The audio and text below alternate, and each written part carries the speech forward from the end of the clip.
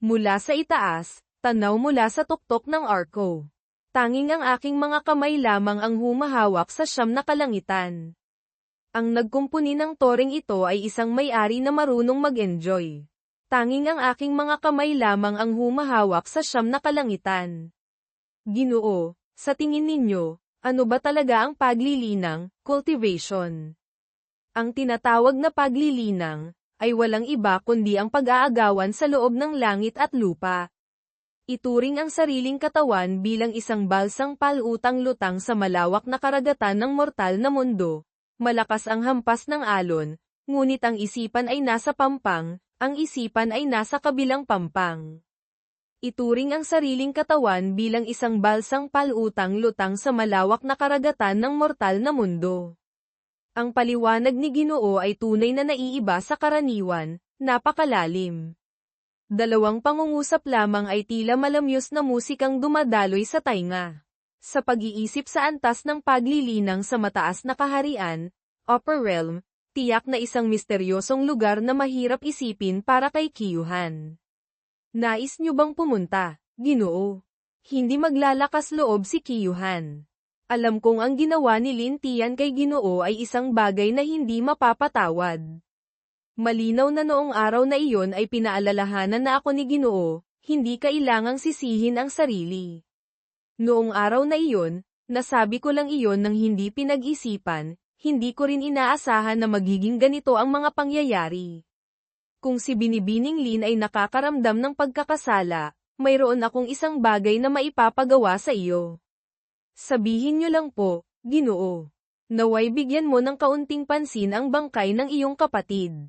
Sa pagtingin sa kanyang itsura, marahil hindi lamang simpleng kinokontrol ng iba ang kanyang kaluluwa, natatakot akong pati ang katawan ay inagaw na ng kung anong misteryosong nilalang.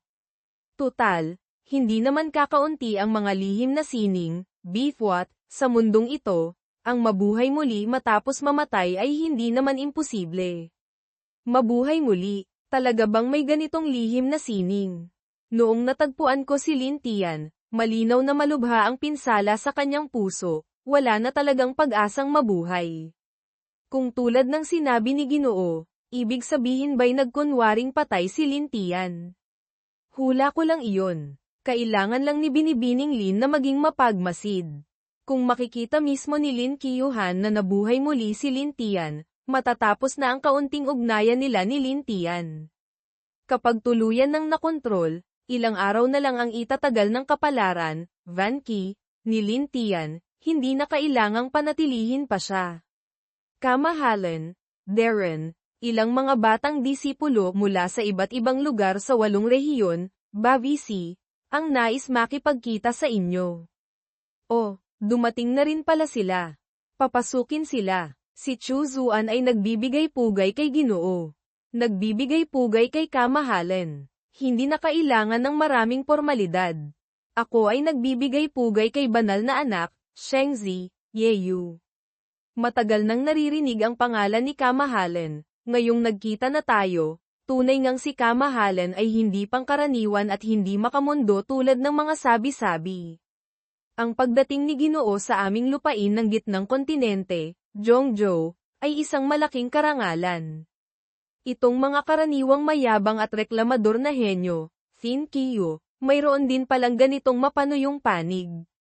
Pati ang mga matataas na banal na babae, Sheng Nu, mula sa iba't ibang puwersa ay kailangang tanggalin ang kanilang katayuan para lamang makuha ang loob ni Ginoo. Ang ganitong pagyuko at pagpapakumbaba ay hindi patiyak na makakapagpaantig sa puso ni Ginoo. Sa puntong ito, ang pakikitungo ni Ginoo sa kanila ay talagang kaiba sa akin. Pasan niya ang malaking puwersa, hindi pangkaraniwan ang kilos, ngunit nagagawa pa rin akong unawain, maging maalalahanin, banayad at magiliw. Oh, si Ginoo ay talagang napakabuti sa akin. Na-trigger ang kaganapan sa kapalaran, Kivan, matagumpay na nasupil si Lin Kiyuhan. Tumaas ng 200 ang lock points ng host. Tumaas ng 1,000 ang destiny points, gaya ng inaasahan, hindi ako binaygo. Host, Gu Changa, katayuan, true disciple ng Dao Heaven Immortal Palace, dugo, Demon Heart Daw Bone, antas ng paglilinang, Murky Realm gitnang yugto, mga pamamaraan at kasanayan, Great Daw Immortal Codex, ikapitong antas, Myriad Transformations Demonic Body, mga talento, Innate God's Mind, talent ng Heaven Devouring Demonic Arts, Destiny Points, 2,600. Lock Points, 3,500. System Store, bukas na, nakaimbak, Realm Breaking Talisman, isa, World Seed Fragment, 1/3, dalawang sunod na tao, sina Lin Chig at Lin Tian, tumaas na ng mahigit 300 ang lock points. Ang antas ko ngayon sa mababang kaharian, Lower Realm, ay nasa tuktok na. Ang mga destiny points na ito ay maaaring itabi para sa mga hindi inaasahang pangyayari. Si Lin Qiyuhan naman ay maaaring subukang sanayin. Total, bago niya ibinigay ang mga pastry, nakakuha na ako ng kaunting kabutihan. Pantulong na item, gabay sa panimulang Alkmaya, halaga ng Destiny Points, 100. Maghanap ng pagkakataon na, ibigay itong gabay sa panimulang Alkmaya sa kanya. Kung hanggang saan siya aabot sa hinaharap ay depende na sa kanyang talento. Sinusuri ang ugnayan ng anak ng kapalaran, Kivan Chiti, sinimulan ang random na misyon, nilalaman ng misyon, supulan ang nakatatandang kapatid na anak ng kapalaran, gantimpala ng misyon, 500 destiny points, parusa kung nabigo, wala, random na misyon. Si Lin Tian ay baldado na. Ang misyon na ito ay mula kay Ye Chen. Bilang anak ng kapalaran, ang makaligtas sa bawat sulok ng ilang malalaking puwersa bilang isang henyo ay makatwiran naman. Kung ito ay isang random na misyon, mukhang ang target ng misyon na ito ay nasa grupo ng mga taong ito. Chu Zuan. Ano po ang iuutos ninyo, Ginoo? Dito sa gitnang kontinente, may balita ba tungkol kay Ye Chen? Ye Chen. Ginoo, ito, ibig sabihin ba'y wala? Ito, sino ba iyong Ye Chen? Sa itsura ni Ginoong Go, mukhang medyo hindi siya nasisiyahan kay Ye Chen. Bakit parang narinig ko na ito dati? Silangang Kapatagan, Dong Huang, banal na anak ng Taizuan. Kamahalan, nabalitaan kong ang banal na anak na si Jinyang ng Kalu Sacred Land ay nakakilala ng isang magiting mula sa Silangang Kapatagan. Hindi ko alam kung siya ba ang Ye Chen na hinahanap ni Kamahalan. Hindi maganda. Banal na anak by you, lintik ka. O, sino kaya ang nakilala ng banal na anak na si Jinyang? Ano ang kanyang pangalan? Hindi nagsasalita si banal na anak Jinyang, ipinapakita mong kilala mo nga ang taong hinahanap ko. Kamahalan, hindi ko alam kung sino ang hinahanap ninyo. Sagutin mo ako, oo o hindi. Hindi ko inaasahan na ang lakas ng batang kamahalan na ito ay ganito katapat. Ang ganitong aura, kahit sa puwersa ng aking banal na Panginoon, Shengzhou, hindi ko pa naramdaman mula sa mga emperador, Huangzhou. Lintik, masyado akong nagmadaling magpakitang gilas. Kung madadami ako dahil kay Jinyang, hindi ba't mapapahamak din ako? Kamahalan, totoo pong may nakilala akong kapatid na nagngangalang Ye Chen. Nasaan siya ngayon? Pasensya na po. Kamahalan, hindi ko maaaring ibunyag ang kinaroroonan ni kapatid na Ye Chen. Jinyang, nababaliw ka na ba? Kamahalan, itong batang si Jinyang ay tiyak na nabighani ng Ye Chen na iyon. Sa normal na sitwasyon, tiyak na hindi siya gagawa ng ganito kaangal na bagay. Tumahimik ka, si Ye Chen ay aking nakababatang kapatid sa panunumpa, alam ko ang kanyang pagkatao. At kayo, Kamahalan, sa pagitan ninyo at ng kapatid kong iyon, mayroon bang hindi pagkakaunawaan? Ang tanungin kita ay karangalan mo na. May hindi pagkakaunawaan man o wala, anong karapatan mong magtanong sa akin? Ako, banal na anak, hanggal na banal na anak. Hindi sinasadyang nag-ambala si Kamahalan, naway patawarin ni Kamahalan.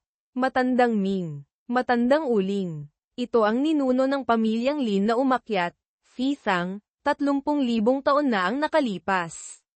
Hindi ko inaasahan na tatawagin niya ang sarili niyang matandang uling sa harap ng kamahalan na ito. Pagkatapos ng bukas, ayoko nang makarinig ng anumang balita tungkol sa pag-iral ng Kalu Sacred Land. Nauunawaan ng matandang uling. Senyor, tapos na. Tapos na ang lahat. Isang mahinang salita lamang ay nagpasya na sa kapalaran ng isang buong rehiyon. Ganito kalamag, napakataas na tila isang Diyos na may hawak ng lahat. Kaya ito pala ang tunay na anyo ni Ginoo. Nakumpleto ang random na misyon. Antas ng misyon, perpekto, tumaas ng 40% ang Destiny Points, ang huling gantimpala ay umabot sa 700 Destiny Points, Kalu Sacred Land. Banal na Panginoon, ito. Sino ba ang nakasagasaan ng Kalu Sacred Land para magdulot ng ganitong kalamidad? Nais ng langit na puksain ang aking Kalu Sacred Land.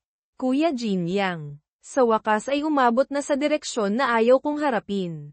Tiyak na papatayin ko si Gu Changa. Tiyak, Munting Chen. Guro, Shizun, kung pinapayuhan ninyo akong kalimutan ang sama ng loob kay Gu Changa, hindi na kailangan. Malapit nang magsimula ang Tianyuan Ancient Mystic Realm, kailangan kong makuha ang mana ng may-ari ng lihim na kaharian na iyon at ang matagal ng selyadong demonic artifact. Binibining Chun, mula nang bumalik ka mula sa Jiaxing Pavilion, bakit hindi ka na masyadong nagsasalita? Natakot ba kita, binibini? Kaunti. Marahil ay hindi pa nakikita ni Kiyuhan ang ganoong anyo ni Ginoo. Ngunit alam ni Kiyuhan na ang pakikitungo ni Ginoo kay Kiyuhan, TLN, hindi masama, kasalanan ko. Itong gabay sa panimulang alkmaya na may detalyadong paliwanag ay ituring mong regalo ko ng paghingi ng tawad sa iyo, binibini. Salamat po, Ginoo. Ang aklat na ito ay talagang kailangan ni Kiyuhan. Ginoo, natakot mo ako. Ang liwanag ng buwan ngayong gabi, TLN, hindi masama, tao, 3 araw mula ngayon, kung wala ng intensyon ang kamahalan na iyon, hindi na kami mang-aabala. Sa hinaharap, kailangan pa naming salubungin ang pinuno ng pamilyang Lin, magsabi pa ng ilang magagandang salita para sa amin. Wala iyon.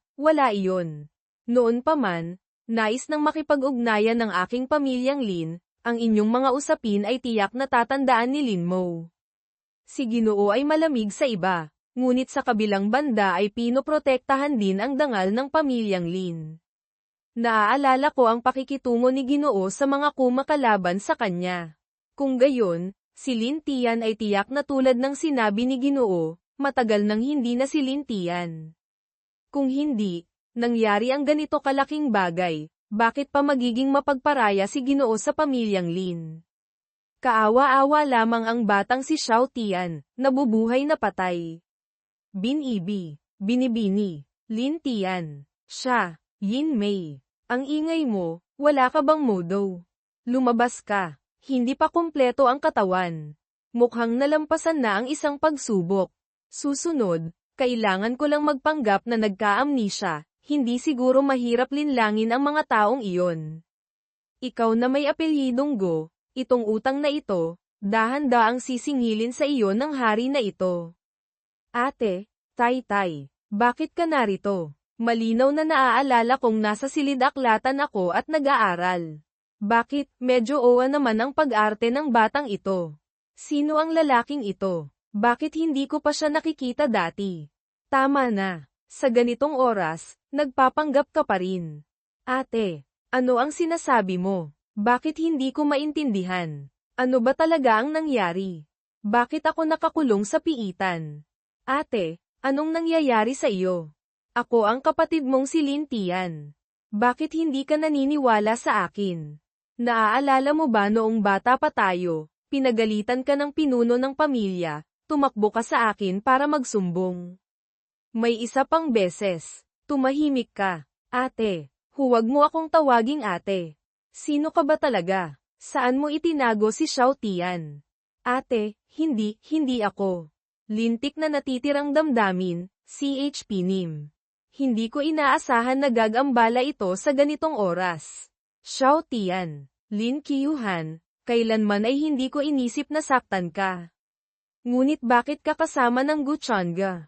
Gusyangan para saktan ako. Hindi. Ate, kasalanan ni Xiao Tian. Tumahimik ka. Isang maliit na hibla ng natitirang damdamin, huwag mong asahang mayayanig mo ang anim na langit na banal na hari, Lukfin Thn Vuong, na ito. Ito. Patayin mo ako. Si Lin Tian ay sinalakay ng natitirang damdamin ng orihinal na may-ari, nawalan ng kontrol sa katawan. Nawalan ng 200 lock points, nadagdagan ng 1,000 ang destiny points ng host, sa kasalukuyan, ang lock points ng anak ng kapalaran ay naubos na, sinimulan ang patakaran ng pagpatay bilang halimbawa. Xiao Tian, alam kong hindi mo kayang gawin ito. Lumabas ka muna. Ako na ang bahala sa masamang taong ito. Sina Lin Qiyuhan at Lin Tian ay tunay ngang may malalim na ugnayan ng magkapatid. Alam mo ba kung bakit hindi niya mahayan na ang katawan mong ito ay may libing ng payapa? Ikaw, alam mong nagkunwari akong patay. Ikaw na may apelyidong Go, sino ka ba talaga? Ano ang iyong layunin? Layunin? Ano namang layunin ko? Hindi ba't lagi mo akong gustong patayin? Bakit ka pa nagtatanong pabalik? Demonic Chi. Sino ka ba talaga? Bakit mayroon kang ganitong pamamaraan? Ang isang patay na tao ay hindi na kailangang malaman pa ng marami. Hindi. Ang natitirang kaluluwa ng isang God King Realm na eksperto, ang lasa ay hindi nga masama, pinalakas nito ng kaunti ang aking primordial spirit. Ngunit, ang ganitong uri ng demonic art ay hindi madali, bago ako maging 10% sigurado, hindi ko ito maaaring ibunyag. Matagumpay na napatay ang anak ng kapalaran, sinimulan ang patakaran ng pagbaba ng lock points, kinakalkula, binabati kita, host, sa pagkapanalo ng regalo, Heavenly Dao Treasure Chest, nadagdag ang swerte, 100 puntos. Nadagdagan ng 500 ang Destiny Points, nakuha na ang Killing Treasure Chest, nagsimula na ang pagpapalit ng lock points para sa function. Ang sariling lock points ng host ay maaaring ipalit sa Destiny Points, ang ratio ay 1/10. Ganoon pala, mula pa noong unang panahon, may kasabihang lock burning traverses the heavens, para mapanatili ang buhay. Itong pagpapalit ng kapalaran para sa function, sa hindi nakikitang paraan ay nagbigay sa akin ng isa pang alas. Kung gayon, susunod, nakuha na ang Killing Treasure Chest. Nakuha na ang Killing Treasure Chest, binabati kita, host, sa pagkapanalo ng Lock Plunder Card, 3, binabati kita, host, sa pagkapanalo ng 1/3 World Seed Fragment, 1, binabati kita, host, sa pagkapanalo ng System Settlement Critical Hit Card, 1, binabati kita, host, sa pagsabog ng swerte, nanalo ng Lock Plunder Card, Settlement Critical Hit Card, Lock Plunder Card.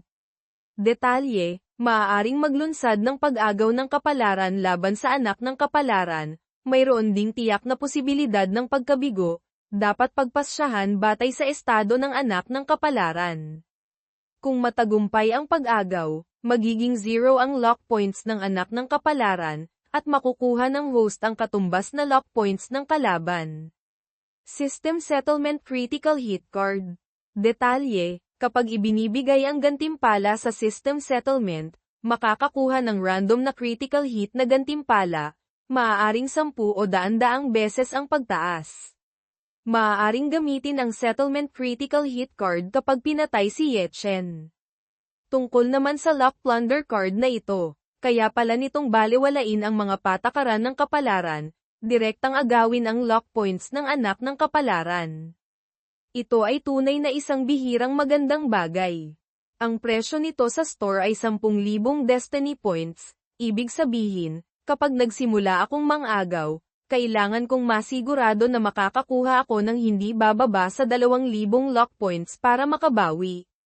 Kung gayon, sa nakatagong setting ng system na ito, ang kapalaran na pagmamayari ng mga anak ng kapalaran na makakaharap ko sa hinaharap ay tiyak na hindi magiging mababa. Kung nalaman ko ang mga impormasyong ito noon pa, hindi siguro ito maituturing na pandaraya, di ba? Sinimulan ang karagdagang gantimpala ng Heavenly Dao, binabati kita, host, sa pagkapanalo ng halo ng anak ng tadhana, Thin Men Chi Ti, Ang halo ay sumasailalim sa pagbabago, binabati kita, host, sa pagkapanalo ng halo ng kontrabida ng tadhana, Finmen Fandin, binabati kita, host, sa pagtanggap ng puso ng banal na hari, THN Vuong Chi TM, puso ng banal na hari. Heavenly Mandate Backlash. Heavenly Mandate Villain. Ang tadhana ay nasa akin.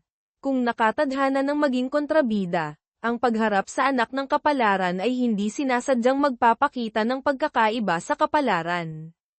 Bagamat mas magiging madali kapag nakaharap muli ng bagong anak ng kapalaran sa hinaharap, ngunit kung diretsyong papatayin ang anak ng kapalaran, mawawala rin ang maraming pagkakataon para sa Destiny Points, ang mga benepisyo nito. Kailangan kong pag-isipang mabuti ito sa hinaharap. Ang pusong ito ay naglalaman ng esensya ng dugo ng isang God King Realm Cultivator mula sa 10,000 taon ng paglilinang. Ang puso ng banal na hari, maaari ko na itong direktang gamitin. Demonic God Talent, Heaven Devouring Demonic Arts, Tadhana, 4,000, Kapalaran, 450. Bukas ang store, Realm Breaking Talisman, Divine Ability Thou Heaven Immortal Demon God. Talent Heaven Devouring Demonic Arts. Tadhana, 3,000, Kapalaran, 450. Bukas na ang store, Realm Breaking Talisman Fragment, Divine Ability Thou Immortal Heaven Demon God. Talent Heaven Devouring Demonic Arts. Tadhana, 2,000, Kapalaran, 450. Bukas na ang store, Realm Breaking Talisman Fragment, Karakter, Gochanga, Halo, Heavenly Mandate Villain, Katayuan, Thou Heaven Immortal Palace True Disciple, Katawan at Dugo, Demon Heart Thou Bone, Antas ng Paglilinang, Murky Realm Huling Yugto, Mga Pamamaraan at Kasanayan, Thou Heaven Immortal Codex, Ikawalong Antas, Myriad Transformations Demonic Body, Mga Talento, Innate God's Mind, Talent ng Heaven Devouring Demonic Arts, Destiny Points, 1,500 puntos, Lock Points, 450. System Store, bukas na, Inventaryo, Realm Breaking Talisman, 1, 1/3 World Seed Fragment, 2, Lock Plunder Card, 3, System Settlement Critical Hit Card, 1, isang antas lamang ng Thou Heaven Immortal Codex, ngunit umubos na ng 3,000 Destiny Points. Ang antas ko ay kara rating pa lamang sa huling yugto ng Murky Realm. Kung nais kong umabot sa tuktok ng Murky Realm, baka kailangan ko pa ng mahigit 5,000 Destiny Points.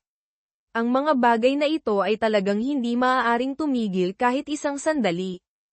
Iniisip ko ang 8 Desolates Demon Halberd, sa pagkakataong ito ay maaari ko ng madaling ayusin ang usapin ni Yechen. Tutal, wala na siyang halaga sa akin ngayon. Ngunit kailangan ko ring paghandaan ang mga bagay sa mataas na kaharian. Ginoo, ayos lang. Naayos na ang usapin ni Lin Tian. Ang natitirang kaluluwa ng eksperto na umangkin sa kanyang katawan ay pinuksa ko na rin. Hayaan mo nang makapagpahinga ng maaga ang iyong kapatid. Tutal, hindi naman nagtagal ang pag-angkin sa kanyang katawan, marahil ay hindi pa nawawala ang kanyang kaluluwa, baka may pagkakataon pa siyang muling mabuhay, reincarnation. Salamat po, Ginoo. Sinaunang lungsod ng Chongyu, mga 3 araw na paglalakbay mula sa Chonjiao Forum sa gitnang kontinente, hindi ko inaasahan na mapupuksa ang Kalu Sacred Land ng ganoon. Ano kaya ang pinagmulan ng batang kamahalan mula sa mataas na kaharian na iyon? Hindi madaling sabihin. Ang ating buong hanay ng sinaunang banal na bundok, Ancient God Mountain, ay matagal nang nagtatago sa mundo. Paano natin maiintindihan ang mga ganoong karakter? Kahit ano pa ang kanyang pinagmulan, basta't ginulo niya si Kuya Yechen, tiyak na pagbabayaran ko siya. Binibining Liuli, huwag kang mag-alala, kahit na mula siya sa mataas na kaharian, wala siyang binatbat sa ating sinaunang banal na bundok. Tama, nang ahas siyang saktan si Binibining Liuli, hindi matatapos dito ang usaping ito. Isang tao lang mula sa mataas na kaharian. Ang mundong ito ng Xingtian ay hindi lugar para siya maghari Harrian. Tita Zhu, may balita na ba kay Kuya Yechen?